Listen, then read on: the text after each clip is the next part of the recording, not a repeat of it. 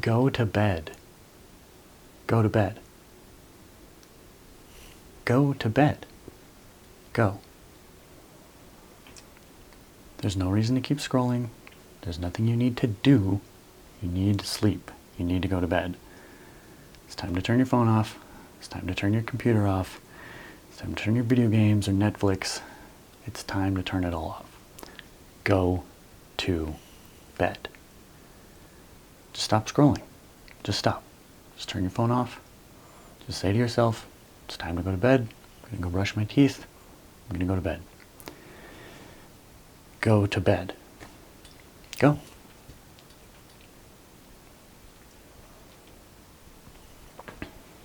Go on. Go to bed. It's bedtime. There's nothing that you can accomplish further right now. The quality of your work just diminishes. Once you get to that point, it's time to just cut it off, save the rest for tomorrow, go to bed. Go. Go on. I'm serious. Turn your phone off. Turn YouTube off. Turn TikTok off. Just turn it off. Go to bed. Go to bed. Go. Go on. Go to bed. You think it's not important? I know you understand. I know that you have a knowledge of how important sleep is, because when you've been tired, your day is usually miserable. You gotta go to bed. You need sleep. In fact, sleep is so important to your body that if you deprive someone of sleep and food at the same time, it's likely that they'll die of lack of sleep first. Sleep is as important as food to your health. You need to go to bed. Right? Even if you're just resting, it's still better than nothing. Even if you cannot fall asleep, even just lying in bed and not falling asleep can be beneficial to you. Letting your heart relax, letting your brain go through its processes, these are incredibly important to your personal health. Not getting enough sleep has been linked to all-term mortality, heart disease, diabetes, obesity, and a myriad of other things. At some point, you have to let your body take charge and do the processes that it needs to have done. They are not conscious processes, they are subconscious processes. You must go to bed. You must relax and let your body fall asleep.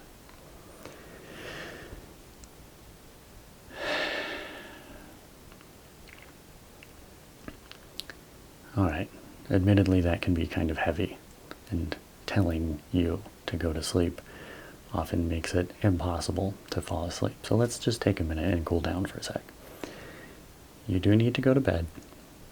You do need to go to sleep. So turn your phone off and go to sleep. So there's a few things that may help you in that endeavor. First and foremost is knowing that there is no way to just make yourself fall asleep. You cannot just flip a switch. There's no secret pressure point on your face that you just push and hold for 3 seconds to fall asleep.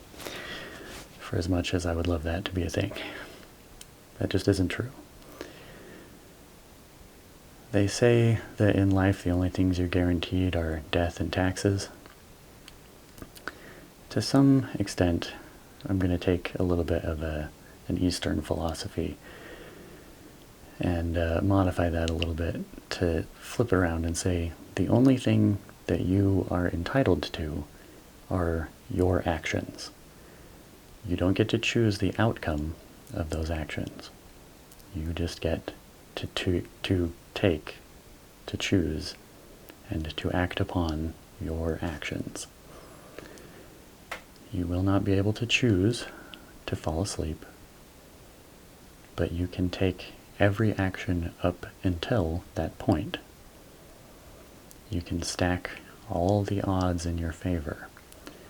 If you're standing in a bright room with your phone on and loud music playing, and it's way too hot, it's very unlikely that you'll be able to fall asleep. But if you remove all those things, one by one, stacking everything in your favor, taking all the actions that you can take, setting a routine, having good sleep hygiene, laying in a dark, cool room with your eyes closed, focusing on relaxing,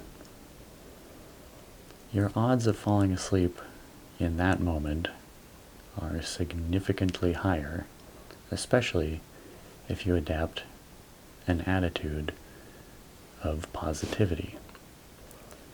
Negative or positive, they always seem to become a self-fulfilling prophecy, no matter what you're doing. Whatever you set your mind on, your subconscious will work towards that thing. If you have built up an identity of somebody who says to themselves, I can't fall asleep, I'm somebody who just simply cannot fall asleep, then you need to start undoing those background processes, because your subconscious mind will make sure that your identity is upheld. And it may take months, it may take years, but taking a moment and saying to yourself, I am somebody who falls asleep easily and gets a great night's sleep every night, even if you don't believe it, even if at first it seems silly or whatever. There's a number of ways that you can start changing beliefs about yourself. But the first thing you have to do is be aware of the fact that you hold that belief about yourself. Saying to yourself, I am somebody who falls asleep easily, may not fix it overnight, like I said, but it will help. And again, the only thing that you are entitled to are your actions.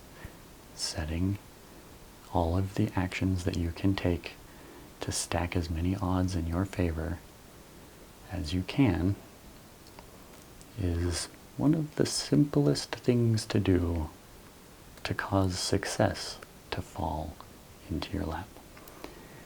You can use that technique on literally everything, literally anything, including going to bed. Go to bed. Go to sleep. Now, in that same realm, it may help to change your ideas on motivation. This might seem a little strange at first, but I'll do my best to work it back around into this moment so that it makes sense. But it may help to stop thinking about motivation as this blanket term of motivation. Motivation really doesn't mean anything. When you really break down the word, motivation comes from somebody who is not motivated, watching somebody who is taking actions and attributing those actions to some unseen force that they label motivation. Motivation doesn't really exist, and if you were to ask people who seem very motivated about their motivations, they may have some vague semblance of ideas, but to them, generally, it's more about setting up routines. It's more about the natural progression of the way that they have things set up for themselves. If you go to the gym every single day, even if you don't work out, you just always make a point to go to the gym, and you're in the gym every day, eventually it just becomes what you do. Why are you, so if someone asks you, why are you in the gym every day? It's just what I do. There's no motivation there. There's no magical thing. There is no power resource that is driving that activity. It's just what you do. So changing your thinking around motivation in that way, let's inject into this moment the idea of willpower. Willpower frequently gets confused with motivation. And I would argue that motivation doesn't really exist, and willpower is a finite resource. If you think about willpower like a charge of a battery, or maybe like a currency that you have an allotment that you can spend, these thoughts and sort of picturing, visualizing, conceptualizing these things in that way can be useful. So what I mean by that is, let's say that you have 10 points or 100% charge of willpower that you get to spend every day. In this example, I'll use it more like a currency. So let's say that you have $100, 100 units of willpower that you can spend on things every day. Now, willpower gets depleted over time, and what you don't want is your willpower to be taxed. You don't want to spend 10 points of willpower on something that makes it so tomorrow you only have 95 points to spend.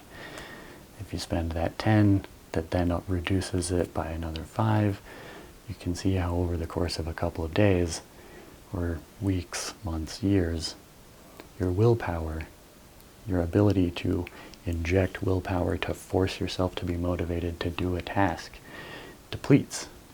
And eventually, you won't have enough willpower points to spend on those tasks. What you do want is willpower dividends. If you spend 10 points on something, that means the next day you have 105 points to spend on something. In that way, you create more willpower. Now, it's not a perfect analogy, and there do seem to be upper bounds and lower bounds to how well this concept works. But so in this moment, let's take the example of endlessly scrolling YouTube shorts, TikToks, whatever, on your phone. It only takes 1 unit of willpower to, what you're functionally doing in that moment is distracting your brain from something that you don't want to pay attention to, whether that's a responsibility or a pain, or even just something simple like a hunger or an anxiety or whatever. If you're truly enjoying scrolling, it doesn't cost any willpower. If you're truly enjoying something, it doesn't really factor into the willpower motivation sort of sub-construct that I'm using as an example here.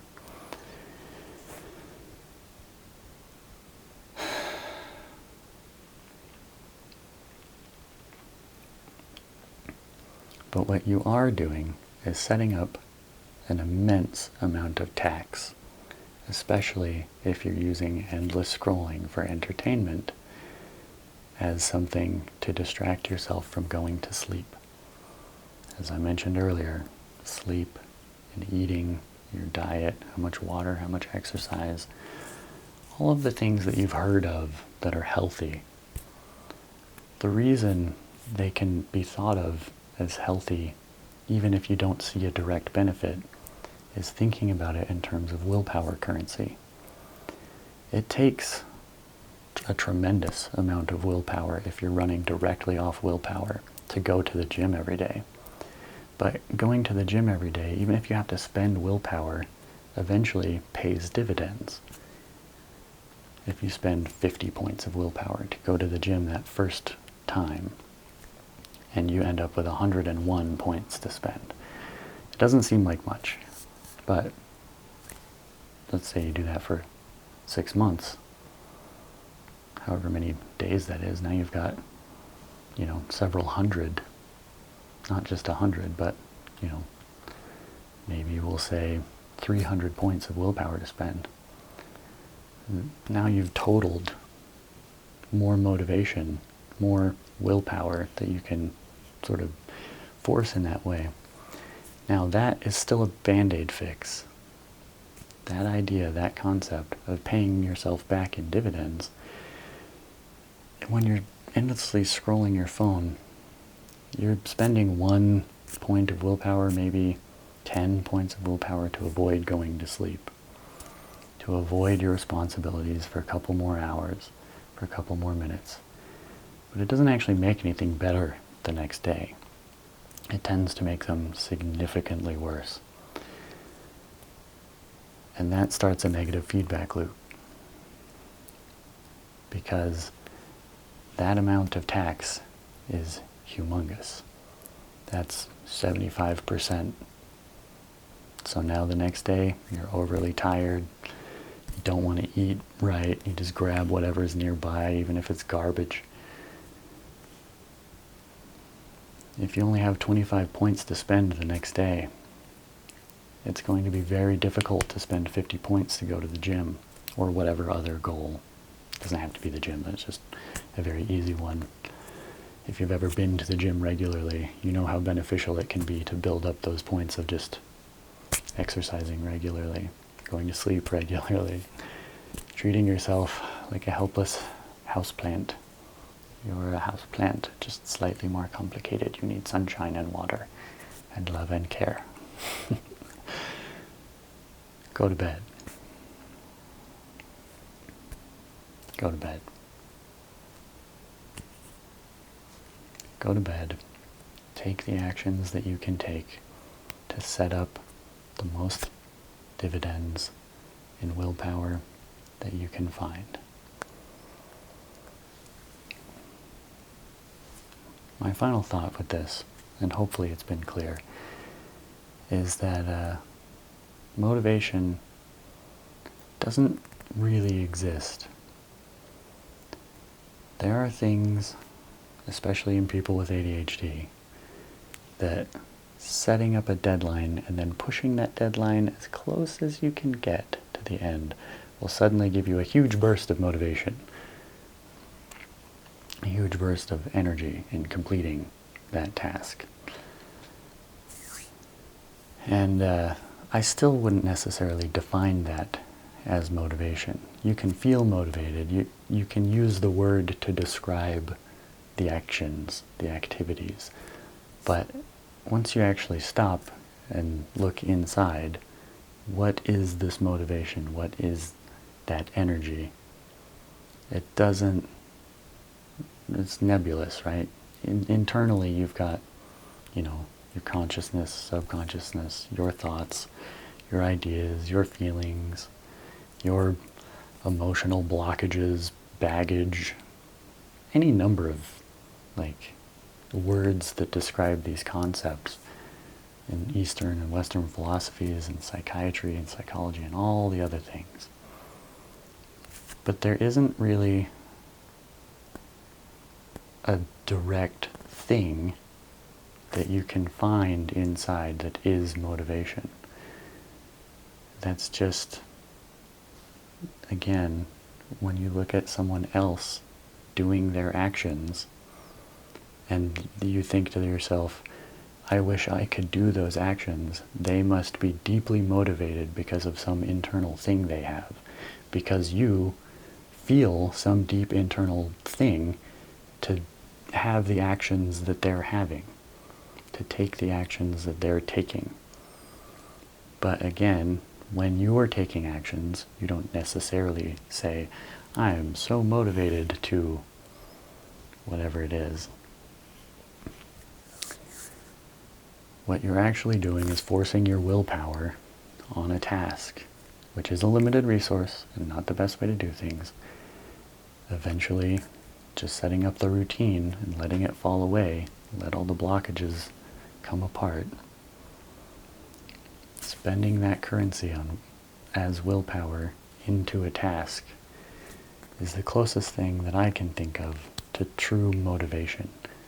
And again, that's a band-aid fix, that's temporary. But when you use that in a way that pays dividends and you're able to continue that, once it becomes routine, once it becomes just a part of what you do, then you won't need to use motivation on it. It'll just happen naturally. Setting up these things, like going to bed, in the most natural way that you can, is one of the best and easiest ways to just simply live your life in a way that's happy and fulfilled. If you set up a routine of going to bed at 10:30 every single night, no matter what, when 10:30 rolls around, you'll probably be able to fall asleep pretty easily. And if there's some reason why that's not true, then it should be apparent to you. You should be able to focus, on the moment with your awareness and say, oh, I can't sleep because, I had some unhealthy food. I'll make sure to not do that. Maybe there's some disturbance or some new responsibility. Like new parents are a good example. They're frequently disturbed in their sleep patterns, but humanity still functions. If having children and having your sleep disturbed was a massively detrimental, catastrophic thing, then it wouldn't last very long. But people still have kids. So how do they adapt to that? They use their willpower, which, when you are responsible for another living creature, the willpower costs shift pretty dramatically. Then it's not a willpower thing. Now it becomes a responsibility. That's just what you do.